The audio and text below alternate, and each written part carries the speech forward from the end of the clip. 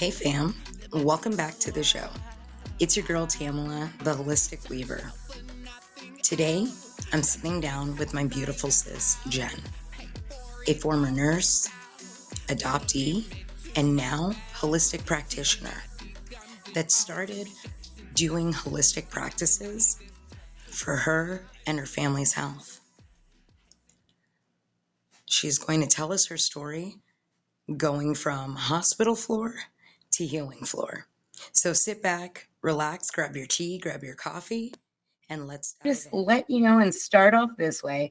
I always start in a heart space. So when you take a breath right now, where do you feel most alive in your body? Heart space. Oh, yes, yes, yes. And see, this is why I love you. This is why we are sisters from other misters, because we both are in that heart chakra. And so if your soul had a color today, what would it be and why? My color would be purple. And because purple's always been my color, but now it's more of a royalty. Ooh, I love that. So purple covered it with royalty, with glitter, gold glitter. I freaking love that, sis. As you guys all know, you guys are probably like, oh, I wonder where did Tamela meet sis? Also known as Jen, by the way, guys. Jennifer, Jen. I met her on TikTok, as you guys already know. You know me.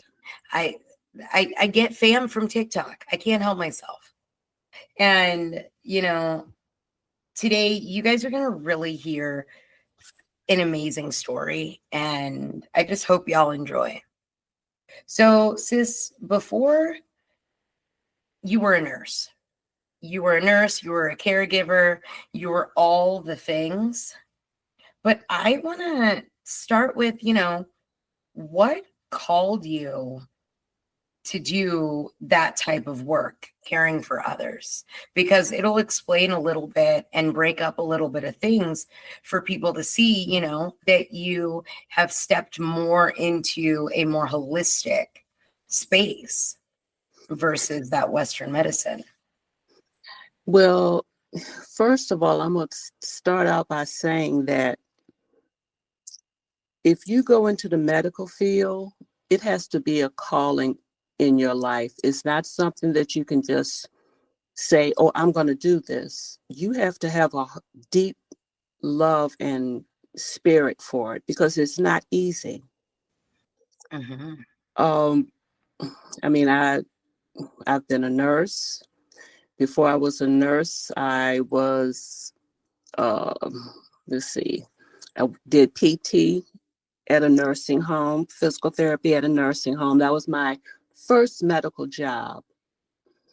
I've been an EMT. But nursing has always been something that I love. I love that. One thing, I will be completely open. I am not a blood person. I am not a blood person. Like someone told me before growing up, you should be a nurse. And I'm like, no. Blood is, as soon as I see it, I'm gone. I'm out the door. You know what I mean? Yeah, a lot of people are like that. I mean, I guess this is gross, but the very first time that I actually saw blood, I cut off 3 fingers. Oh, wow. And my mom just picked them up, put them in a bag, and we went to the hospital and they sewed them back on. You know what? I cut off the tip of my middle finger with a pair of scissors. Mm-hmm. When I was in college, cutting up credit cards. I cut off the tip of my finger. Blood of course, Yeah, no, this was, I think it was the end of 2nd grade. Wow. And by us being on a farm, we had a tobacco setter. Mm-hmm. My brother and I used to grab at the chain, as it was going over. Well, I grabbed it one day and I didn't let go in time. So, Oh, wow. so my fingers were on the ground as I'm screaming, and my mother just picks them up and says, "Come on, let's go to the hospital." Oh, ooh. See, yeah, I would have been, oh, yeah, I would have been on the ground doing all the things, acting a fool. Yeah. No, but yeah, medicine that has always been my calling. Oh, wow. So that probably explains why a holistic path began to step in. And so I just want to hop into that a little bit too. So when did you first start feeling the pull from traditional nursing into a more holistic way of supporting people? 2018, when Carl fully retired, and he's like, "Babe, come on in. I'm not working. You're not working either." Mm-hmm. And so I was like, "Oh, okay." But in that, I was, I've always had a feel that there was more out there than what I was taught in school. Mm-hmm. And once I started diving into it and realized, hey, there's a hell of a lot more that I didn't know. Right. So that's how I ended up getting into trying to do, herbal medicines and things of that nature just for my family. Mm-hmm. And I mean, even now, the grandkids, they're coming to, "Grandma, you got this, you got that." "Yep, come on, I got you." So, that was just a thing that it's been in me. It's been in me the whole time. I just never really, truly paid attention to it until I stopped working. And, I don't know if you feel this way as well, but I think that, I feel like society isn't fully ready for it. Oh, Like, no, well, at it's least not. Western society isn't fully ready for it. Like, I grew up, my dad was in the military, so we moved all over the place.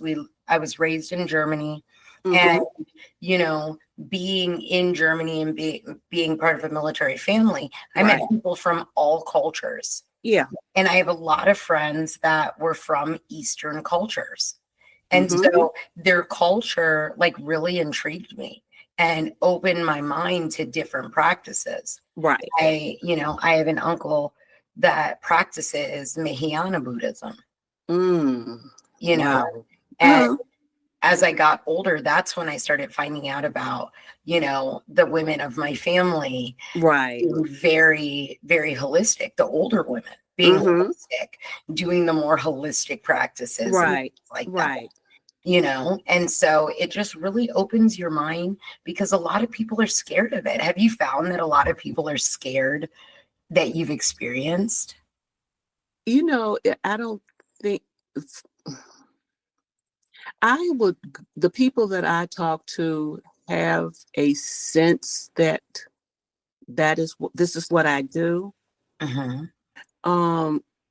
In all honesty, I know who to talk to.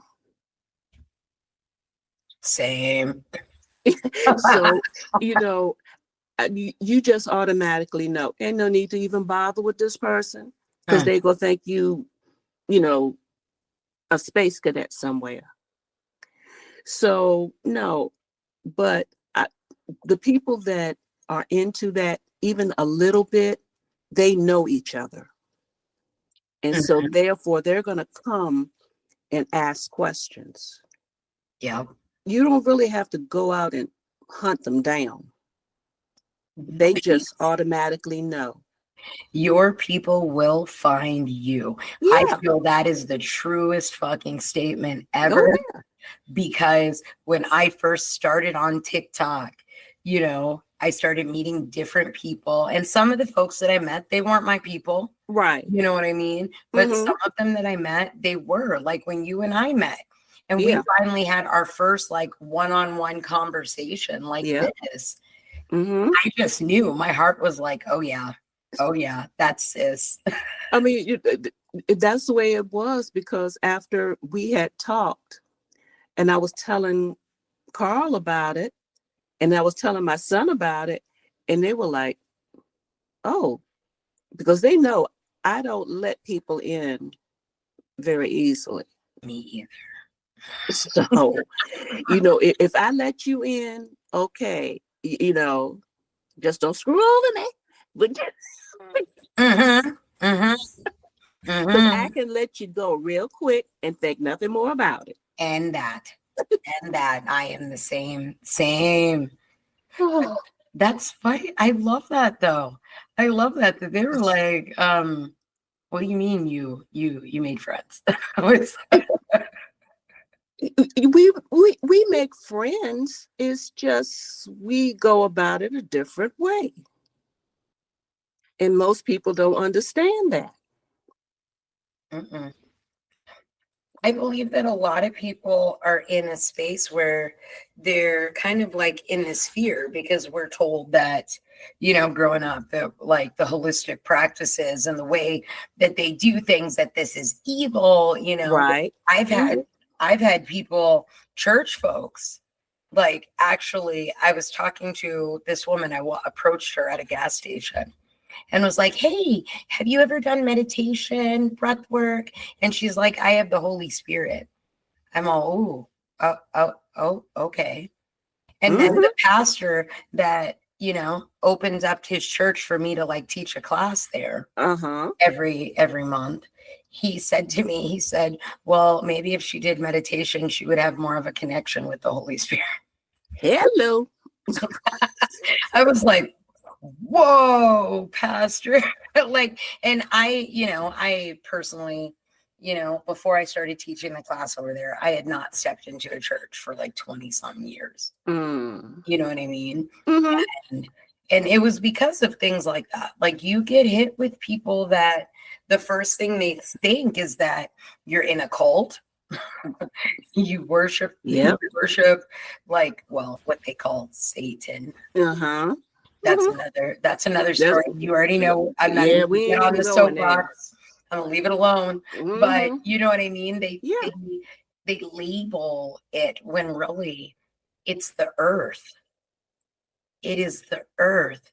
Oregano oil. Olive oil is made from olives. Oregano is grown. Everything, in all honesty, everything that what Christianity has said is demonic, I'm sorry, but you practice a whole lot of that stuff in your church every Sunday. Whether it's, communion. Okay, you're drinking Jesus' blood and eating his body. But yet, if we do something like that, in what we're doing, they're going to say it's demonic. But to each his own. Right? I'm like, and I'm going to throw out there, God said, all seed bearing herb. I'm just saying. Yes. Just there saying. You go. There you go. Boom. And yes, ma'am. One thing that, like, growing up, I remember when we had a discussion and you talked about being adopted. And I want to, if you're open to it, I would love to talk about being adopted and how it was such a unique part of your journey. How has that shaped the way you see love, belonging, and even down to healing? I've always said I don't have the trauma story of adoption. My adoption, I was adopted when I was 3 years old, and my parents who adopted me were 50. Put it this way, the day that I was 3, the day that I walked into the house, my mom was a seamstress, and she had a closet that was probably about 6 feet long and about 4 feet deep. I walked in and I opened the closet and I looked up. There were clothes in the closet, so many that you couldn't get your hands between them. Oh, wow. And I had shoes to match every outfit. For me, that was the start of true unconditional love. I didn't ask for any of that, but they wanted a child. They wanted a little girl. And they picked me. And when they did, they showed nothing but love in every way. Growing up, the only thing that I didn't have as a child was a TV in my room. Why? Because I was the kid that kept her room dirty. But other than that, no. I was shown unconditional love in every possible way there was. So when people sit there and go, well, wouldn't you like to know who your birth parents are? Mm-hmm. The only reason I would want to know is because of medical reasons. Mm-hmm. Other than that, no, because there is nothing that anyone could have offered me that I didn't have.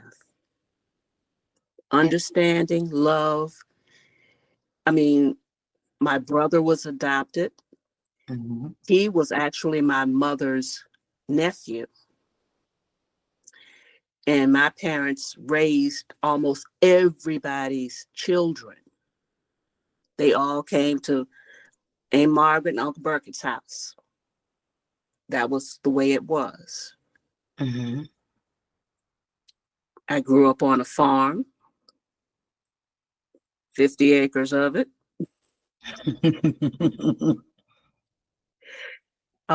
Let's see. Like I said, my mom was a seamstress. She was also a hairdresser. So all the styles that you see the kids doing now, my mom was doing it in the 60s. So all of that to me was, what they're doing now, I just kind of look at it like, oh, okay. My dad, he was a foreman for DuPont, and he owned his own oil company.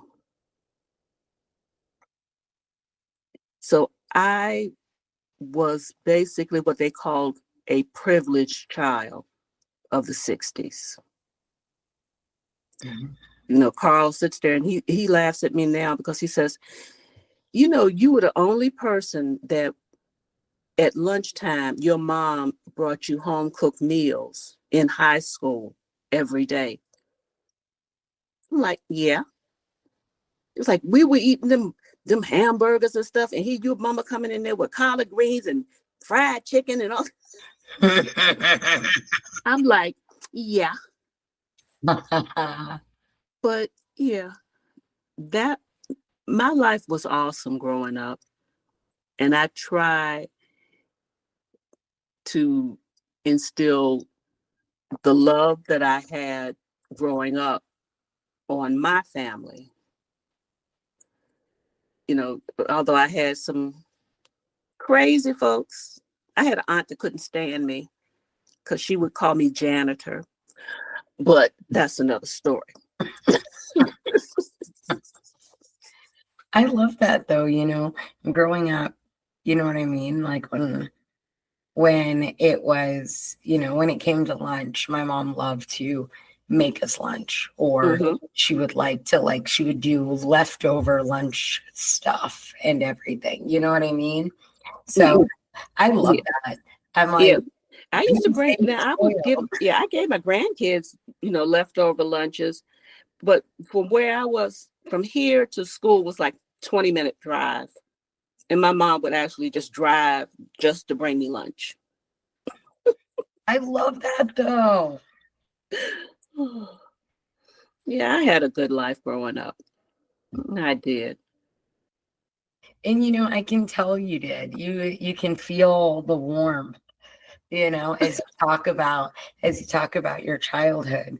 I think about it, and like, even with things that happened Yeah. in my addiction, like I Mm-hmm. can still say, like, my parents were pretty damn cool. Mm-hmm. What I mean? They were smart as hell. Mm-hmm. Their major goal was, they would say, like, we lived in the ghetto, our kids will not. Mm-hmm. And my dad had a very, very successful military career. My mom had a very good, like, teacher career. Right. Everything. So I love hearing good stories about people's lives. And even, I know that even sometimes, even with some of the things that happened in my life, I still say that I had a really good life. You know what I mean? Mm-hmm. And we're going to shift over a little bit, because I love how we're just going into this, and we're just moving forward and talking about your life and talking about those things. But first, And now, let's hear a word from our sponsor, Guide to Change.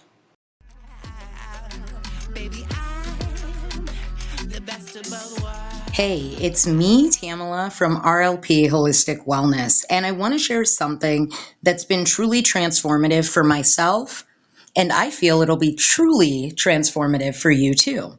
It's called a Guide to Change. Now, a Guide to Change is more than just a membership, it's a place and space where you can find powerful courses, meditations, practices that support your growth and healing journey. Now, one of the courses I actually took, which is Overcoming Imposter Syndrome. If you know me, I've talked about imposter syndrome and the imposter syndrome struggle being real. With saying that, I left this course with tools to shift my mindset, as well as reconnect me with my worth and helped me step into my power fully and authentically. The community of Guide to Change is heart-centered and supportive, and it lets you know you don't have to do this alone. We're not meant to. I encourage you to explore the comments below and click on that link for a Guide to Change. Have a beautiful night, and let's return back to our scheduled podcast. Happy healing. now we're going to hop back into, we're going to talk about the shift, because I want to know, was there any defining moment that really pulled you over when it came to the holistic practice? Like, for me, it felt like a wave. It felt like a wave of energy when I first started practicing, Mm-hmm. meditation and things like that. Mm-hmm. For some people, I've heard they're like, it was a whisper. You know what I mean? Did you ever have one of those, like, burning bush moments? I don't think it was a burning, I'm not even going to say it was a burning bush moment. When I had my aneurysm and the doctors were telling me, you're going to have surgery. And I'm going, no. And I stayed in the hospital the whole time. The only thing I was thinking was, what can I do to make myself better? What can I do? And once I got out, that's when I really started looking into holistics for, what I had kind of gleaned in the past. That's where I went, and I started from there. And once I started into looking into holistic medicine, I realized that if I had known what I'm learning now, I would have never went into being a nurse, an LPN, when I did. I would have always been working with holistic medicine. And y'all heard that from somebody that was in the medical field. So now I'm going to hit you with this, because I have not gotten to ask anyone that was in the Western medical field about this. But did having a nursing background, like, how did it prepare you? Or like, did it challenge you as you stepped into practicing holistic practices for yourself and your family? It was a challenge because I always wanted to go back to what I knew was familiar.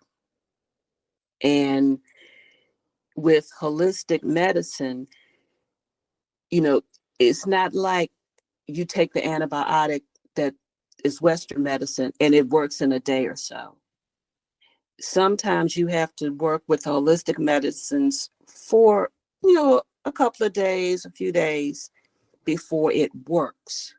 Mm-hmm. And so therefore I was looking for the speedy route of holistics to, work the same as Western medicine. And it doesn't. And I really think that that's what stops a lot of people It from is doing the holistic medicine. It is. Because we look at things like, I'm using oregano oil as an example. Mm-hmm. You make oregano oil, I make oregano oil. Mm-hmm. And, I make sure we got that on deck during winter time, as well as bay leaf tea. I don't know if you see, you already knew. I make sure that I've got all that stuff on deck during winter time, because infections, needing to clear toxins, you've got that oregano oil, and oregano oil will hit you.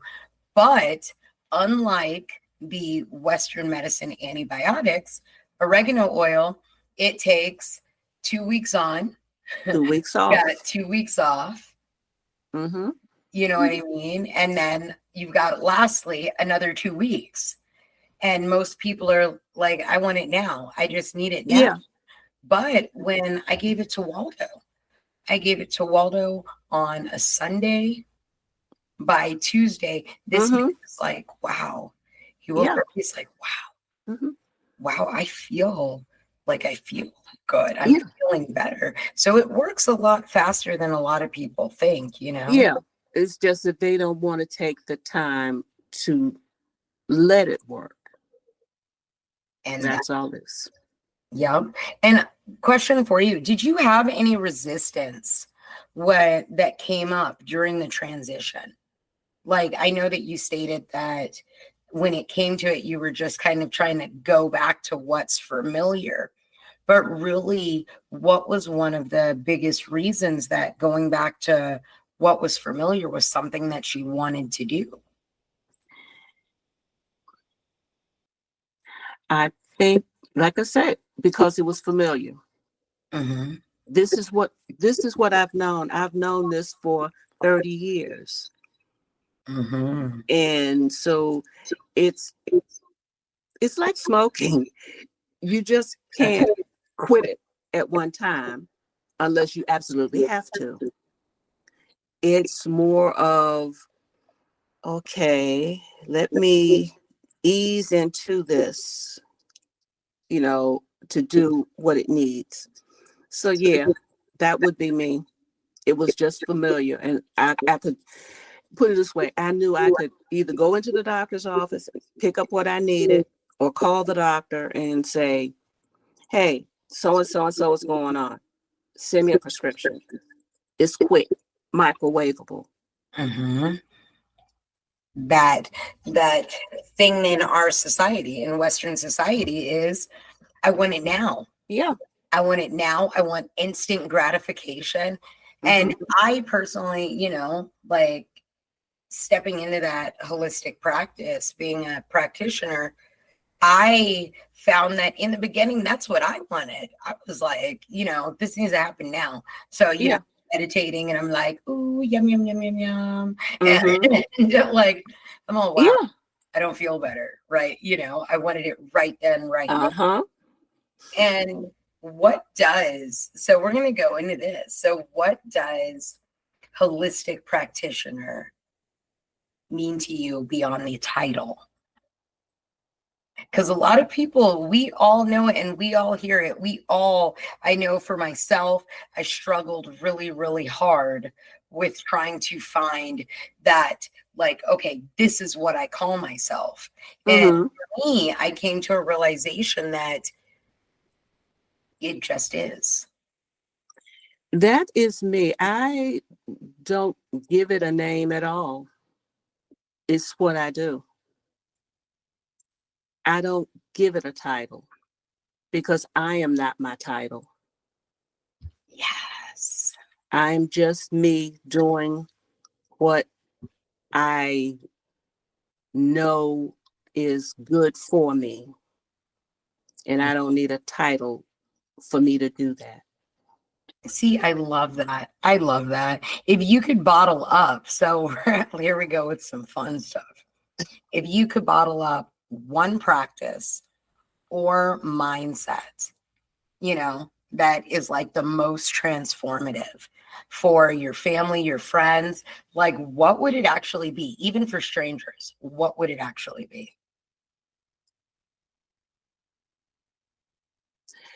I can tell you exactly what it would be. Learning how to breathe, plain and simple. I'm like, you got jokes? You got jokes? No. Because even in the medical field, think about it. If you watch a baby breathe, how do they breathe? Their stomach rises, not their chest. And that right there. And for me, everybody is shallow breathing. And Yes. I didn't realize it until I started doing breathing jam. And when I started that, then I realized that, wait a minute, there's a certain way that I can breathe, that I can take air in and air goes directly to my stomach versus directly to my chest. Mm-hmm. And once I learned that, it made the world of difference. And for those of you that are listening and that are new to, you can heal with Tamela, I created Breathe and Jam. Breathe and Jam is a program that involves breath work, somatic movement, and you'll find some tapping. You'll also find that it's low impact because, hey, your girl is about those high knees.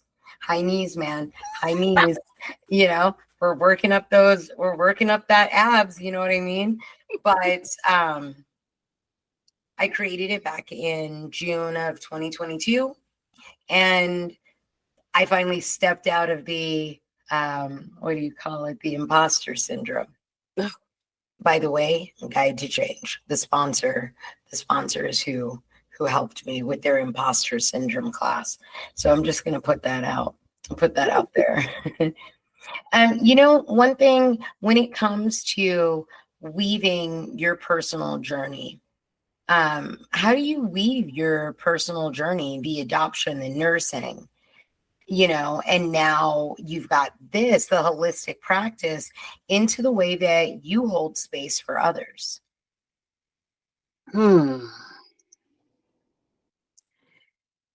It's,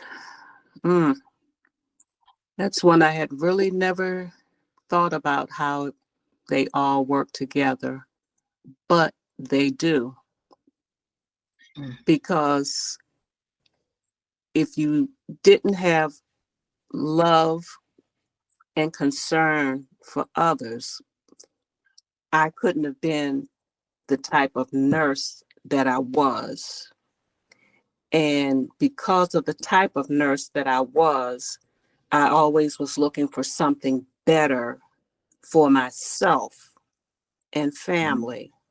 And now that I've gotten not to the top, but I'm going up to where I need to be, it all just worked together. It flowed.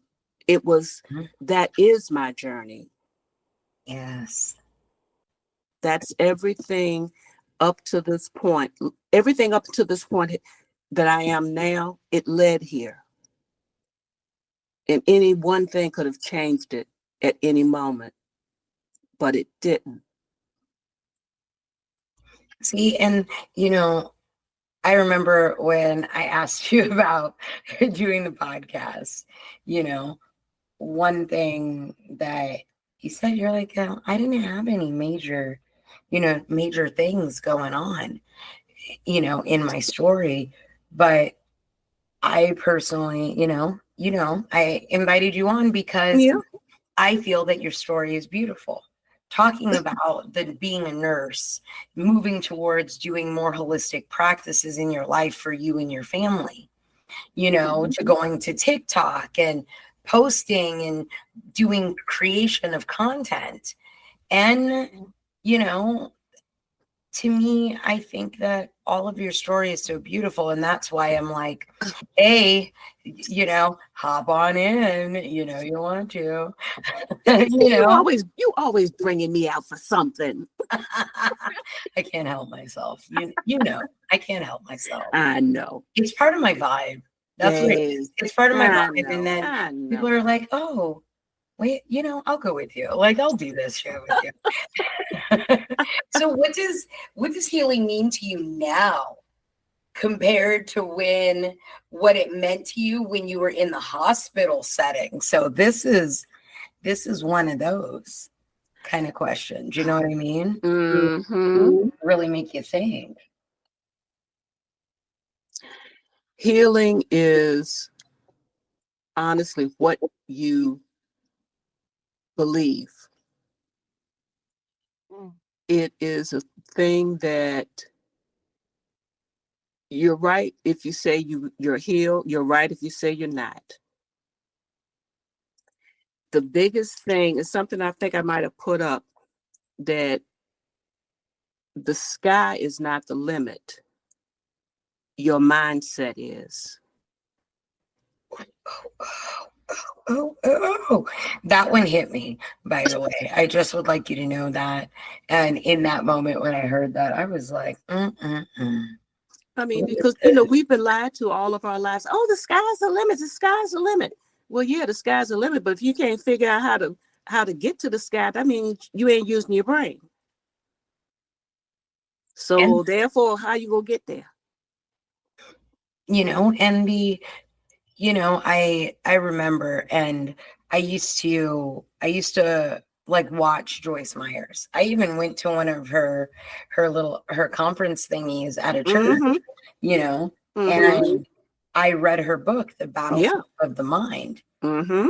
And and I think that a lot of people, they get stuck in the fact of the words, that like it says God or it says whatever it says, they get stuck in those. See, I've always been the kind of person where I'll remove words out.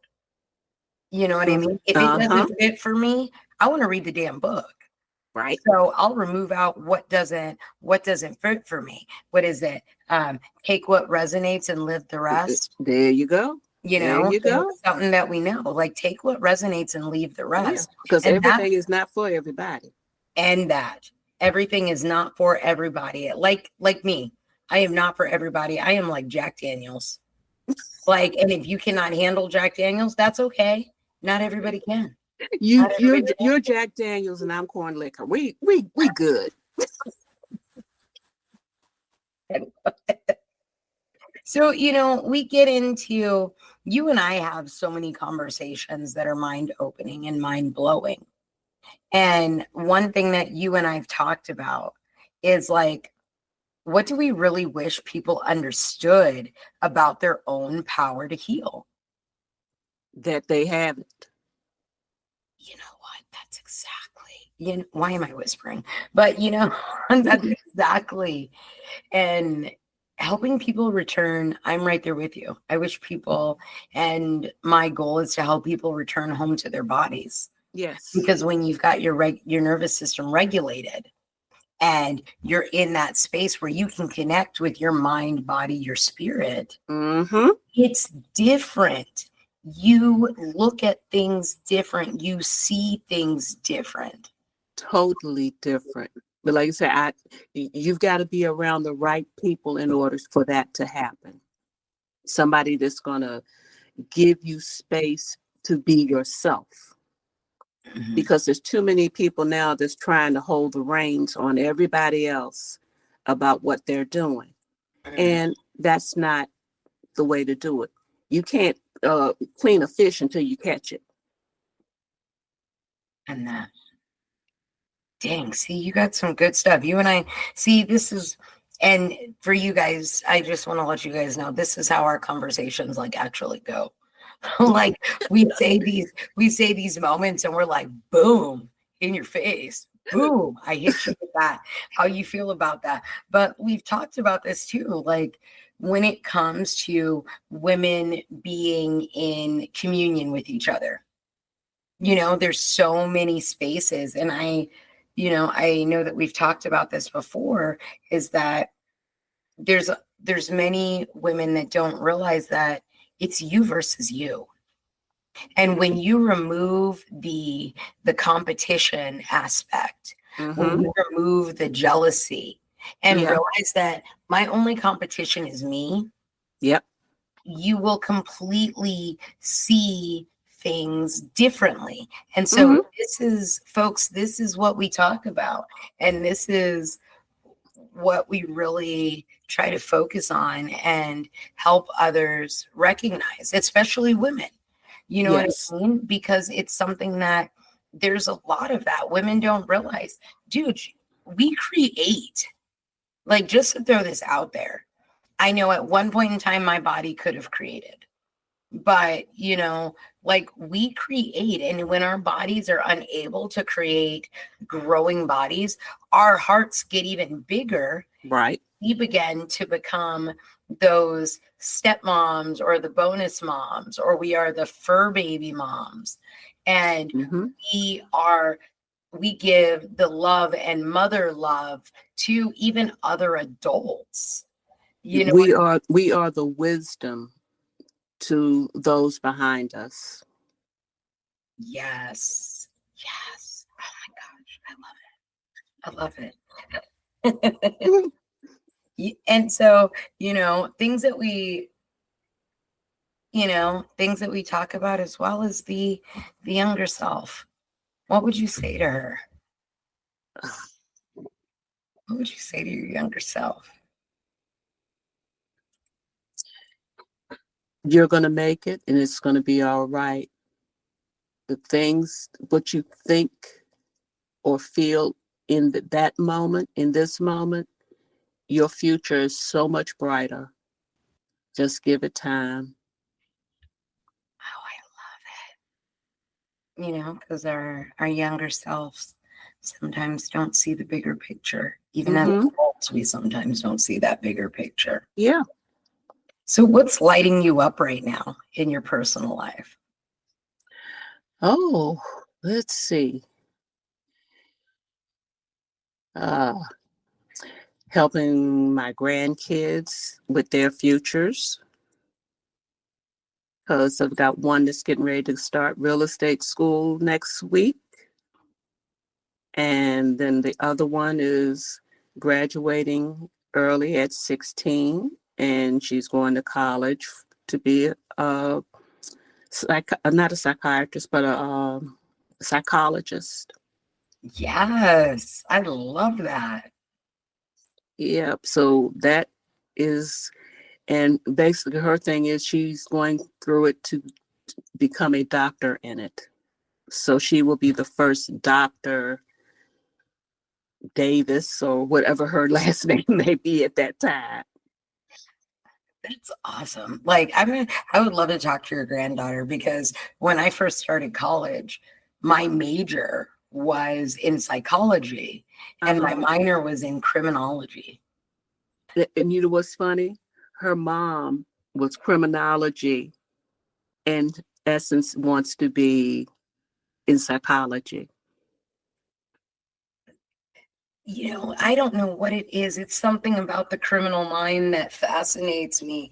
And even till this day, after I went and did my internship at Disney and ended up working there, I got sucked into the food, and the food was hella good. The desserts are hella good. And when they have you up there doing desserts and seating people and stuff, it's all over. You know what I mean? I make a bomb banana caramel creme brulee, and let me tell you, every Thanksgiving, I got you, boo. I'll put it on some dry ice and send it.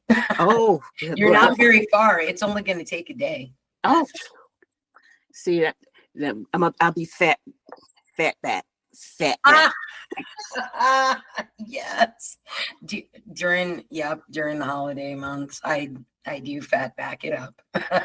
Yeah, because see, around here they always want me to do this seafood macaroni and cheese. Do you use crab? Yes, I use crab. I use shrimp. See, Mom would love that. Mom started making this crab and Gouda mac and cheese. Ooh. We make you say, Yes. Can we get an amen? Amen. Amen. And it is good. And you know what? I'm not the biggest seafood fan. And Wonder just doesn't like seafood at all. But he eats that mac and cheese the first day, every single time. Every single time. Oh, Lord. Yeah, they're always after me. And if it's not the seafood one, they just want me to make regular mac and cheese. And of course, I got one grandchild is looking at it like, now, Grandma, why are you making just one? Because one of them is going to be mine. I'm like, that's how my mom's oldest granddaughter was about the sweet potato pie. She was that way about sweet potato pie. And then she even teased my mom. She's like, this year I had Patti LaBelle's pie. Ew. You know what? Finally, someone said it. Okay, that you guys, is the nastiest thing that, no. Nastiest pie ever. I'm sorry, Patty, I don't know what you did or what they did when they took your recipe and started mass producing your pie. The pie is nasty. Pie is nasty. And I'm sorry, Miss LaBelle. I'm sorry, Miss LaBelle. Who knows? She may hear, you know what? I'm apologizing now. I'm sorry, but their mass production of your pie has made it nasty. It's not good. Not at all. Not at all. So if you're thinking about buying sweet potato pie, just hit me up in the DMs and I will send you guys my mom's recipe. I'm just telling you, don't buy that Patti LaBelle pie. Don't do it. Oh, gosh. So for that person that's standing on the edge of a big life change, what's your heart's advice for them? Do it scared. Just do it scared. Because if you keep waiting for the right moment, you'll never do it. Yep, because there's never a right moment. There's always going to be some excuse. Well, I'll get around to it here. Or I'll get around to it there. Get around to it, never get around. And that, that's the one thing is that we always say, when this happens, when I get that money, when I lose 10 pounds, when I do this, when. We always say when. We always have an excuse for why we're not getting it done. Always. I didn't lose the 10 pounds. When I first started and I got my yoga certification, I was like, oh my goodness, I can't teach yoga classes because my body is not the traditional yoga body. And so I was in a space is like, I can't teach it. I can't show it. But Kundalini yoga came into my life. And the way that it is it's open for all body types. Yes. And you don't feel like when I do Kundalini yoga, I don't feel like my body's just not the right space, not the right side. I feel so freaking good when I do Right. Kundalini. Right. Mm-mm. You know, sis, I'm so happy that you came on. I'm so happy you came on. I'm happy that you let my crazy self talk you into this. And you know, listeners, if you want to find my sis Jenn, you can find her as Lady J on TikTok. And she's new to the content creation game.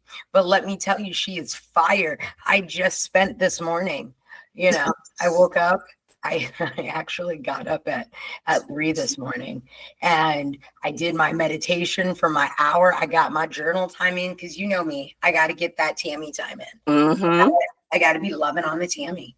And then I spent about 30 minutes going through, because I like to go through and like people's content and show love and all that stuff.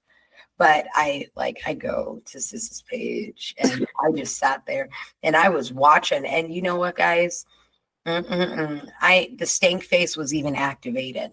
But for more information on my sis Jenn, on RLP, holistic wellness, and on Guide to Change, just make sure you check out that bio. And sis, again, thank you. I love you on purpose. Love you as well. And you guys, thanks for listening. Have a beautiful day, and you will catch me next week on Wednesday, I think, with Lindsay. Lindsay's really cool too. This is going to be a fun one. Uh-huh. And happy healing. Happy healing. There's no limit to my bell.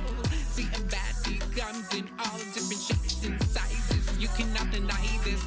Regardless, we the baddest. Head to